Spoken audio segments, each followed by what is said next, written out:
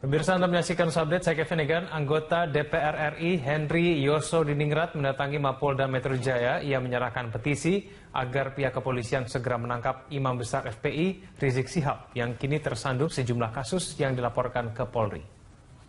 Henry memberikan surat petisi dukungan kepada Kapolda Metro Jaya Irjen Pol Muhammad Iriawan yang tengah menyelidiki kasus Habib Rizik Syihab.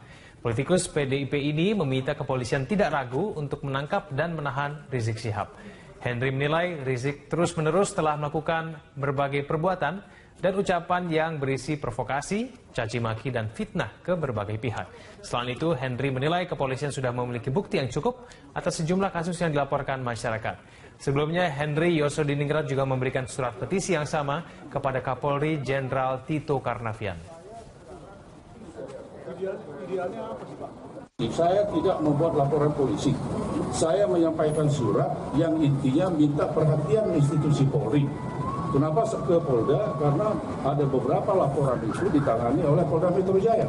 Pak, langkah ini terkait dengan pernyataan Habib Rizik ke Bu Megawati terkait. Tidak ada kaitannya sama sekali. Sudah saya tidak bisa katakan. Saya tidak disalah oleh. Mau bentuknya ormas, mau bentuknya apa? Kalau yang berbuat kerusuhan, kita sikap. Negara tidak akan pernah kalah dan negara tidak menginginkan ormas-ormas yang demikian. Dan saya ini peringatan juga bagi ormas-ormas yang masih ingin melakukan hal demikian di tanah Jawa Barat akan berhadapan dengan negara. Dan kepada mereka semuanya yang bermain di belakangnya juga nanti akan saya usut. Karena saya tahu ini ada yang bermain. Ya, pemirsa, kita akan kembali tersambung dengan Kapolda Jawa Barat, Irjen Pol Anton Carlyan. Pak Anton, kembali bergabung bersama kami. Selamat pagi, Mas Eva. Ya, Pak Anton, tadi kami sudah putarkan pernyataan Anda dan Anda ini terlihat sepertinya tidak takut, Pak, dicopot sebagai Kapolda Jawa Barat. Apa, Pak, yang membuat Anda tidak terlihat takut mau dicopot, Pak? Saya itu mohon maaf kepada negara bangsa. Saya itu bukan pengejar jabatan. Jabatan itu sudah ada yang ngatur semuanya. Jadi, dan saya merasa tindakan saya ini benar. Makanya kita kan ada lagu, maju tak gentar membela yang benar. Sepanjang yang kita lakukan benar, saya kira setiap orang juga punya keyakinan. Pasti akan berani sampai kemanapun juga. Tidak akan takut. Tapi kalau kita merasa salah, pasti kita akan bawa teman banyak-banyak. Karena takut. Nah, saya merasa di dalam hal ini sudah sesuai dengan prosedur. Jadi kalau jabatan itu bagi saya. Apa yang Anda lakukan dengan Saya memeriksa pimpinan FPI Rizik Syihab ini dalam kasus dugaan pelecehan Pancasila sudah tepat, Pak Anton? Sudah tepat menurut saya. Saya sudah melaksanakan sesuai prosedur hukum. Dan ketika dalam penanganan mereka aksi pun juga tidak ada bentrok, tidak ada apa-apa.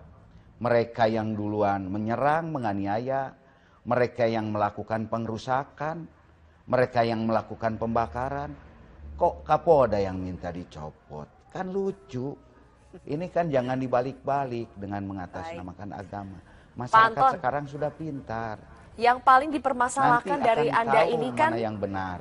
Anda adalah pembina GMBI. Karena itu Anda dituduh membackingi GMBI saat terjadinya penyerangan pada saat itu.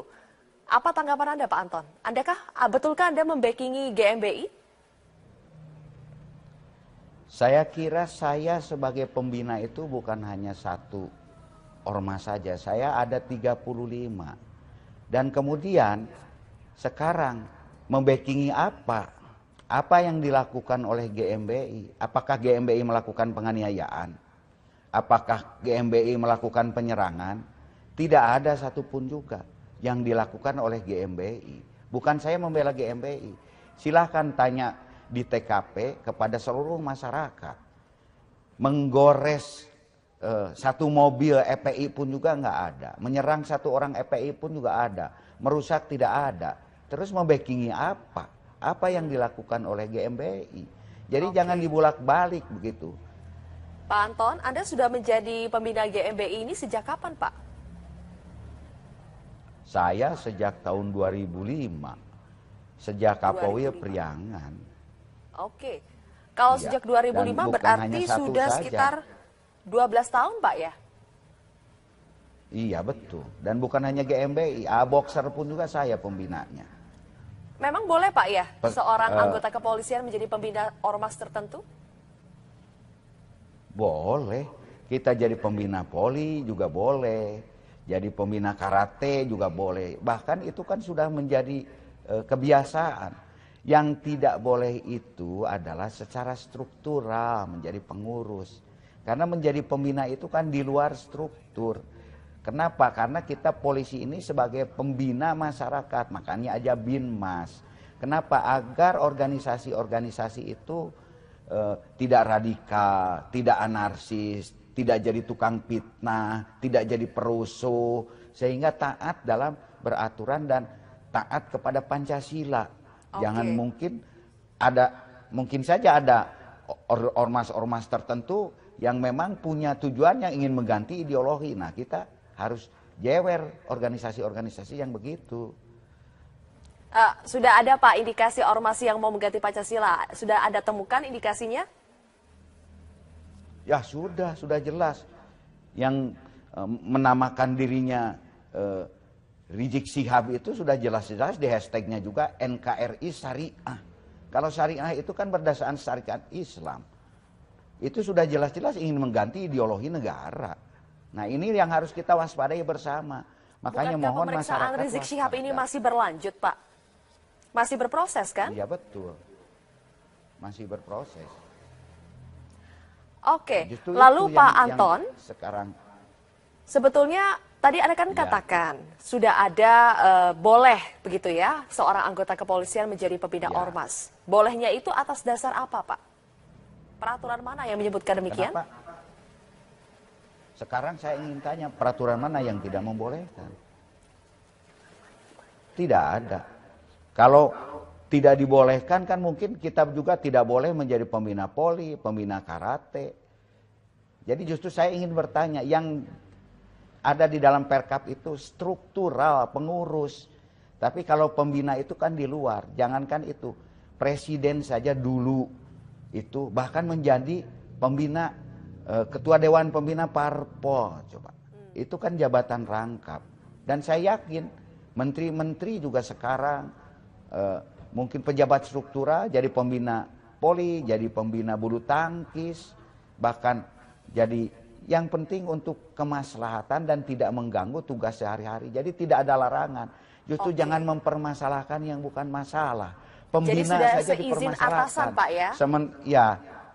Iya, bukan. Ini jangan mempermasalahkan yang bukan masalah. Ini mengalihkan isu. Sementara yang merusak, yang membakar, membawa anak-anak tidak dipermasalahkan. Tolong buka mata hati masyarakat Indonesia ini. Hanya pembina saja kemudian yang dibinanya tidak melakukan apa-apa dipermasalahkan. Kan lucu. Sangat lucu. Jangan lebay lah gitu kan. Jangan lebay Pak ya. Tapi saya mau tanya Pak, sebagai pembina GMBI tugasnya apa sih Pak?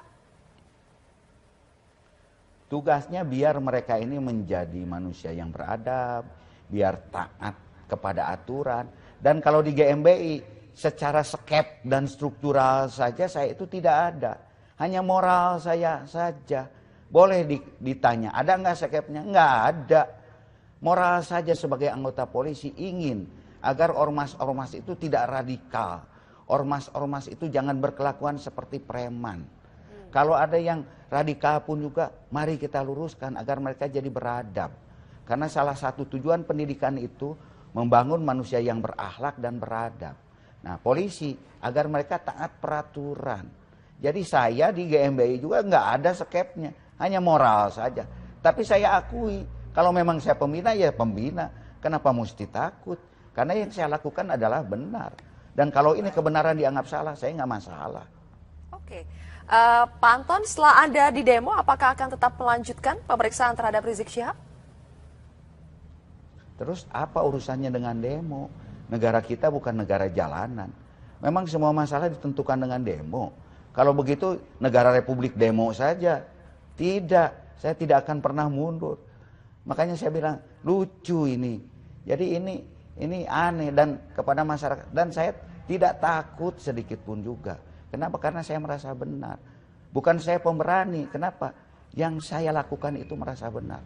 Saya kira semua orang juga ketika yang dia lakukan benar, tidak akan ada rasa takut sedikit pun dalam diri kita. Oke. Pak Anton, berulang kali Anda menegaskan bahwa akan menindak tegas ormas yang anarkistis. Nah, tindakan tegas apa Pak yang Anda maksud? Ya tindakan tegas, mulai dari tindakan hukum sampai tindakan mungkin pembubaran kalau perlu. Kalau memang masyarakat menginginkan pembubaran, mau apa? Karena sekarang masyarakat sudah pintar, sudah bosan dengan perilaku-perilaku yang tidak sesuai dengan etika-etika adat maupun etika-etika Pancasila. Jangan menganggap masyarakat ini diam. Diam itu ada batasnya. Baik. Terakhir Pak Anton, Jawa Barat ini adalah provinsi dengan tingkat intoleransi yang tertinggi Pak. Apa strategi dari Polda Jawa Barat untuk meredam tingkat intoleransi yang ada di Provinsi Jawa Barat? Tentu saja mulai dari tataran preemptif dan preventif, biar masyarakat semua tahu bahwa Jawa Barat ini adalah dengan berbagai multi etnis harus meningkatkan rasa toleransi yang tinggi. Dan ini akan terus kita lakukan bersama-sama dengan stakeholder lainnya dan kita tanamkan kepada rakyat Jawa Barat. Barang siapa yang intoleransi di Jawa Barat, silakan hengkang dari bumi Jawa Barat. Karena filosofi dari masyarakat Jawa Barat itu sangat-sangat toleran. Dan saya selaku kepolisian akan dengan bersama-sama TNI dan stakeholder lainnya akan menjaga, akan terus mensosialisasikan.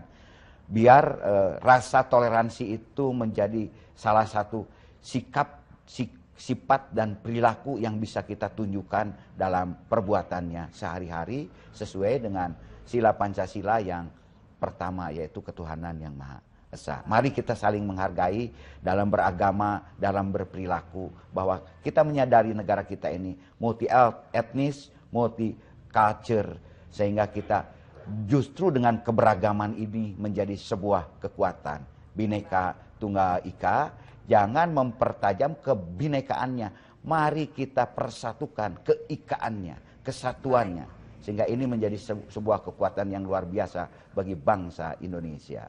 Terima kasih Pak Anton Carlyan, Kapolda Jawa Barat atas waktunya bersama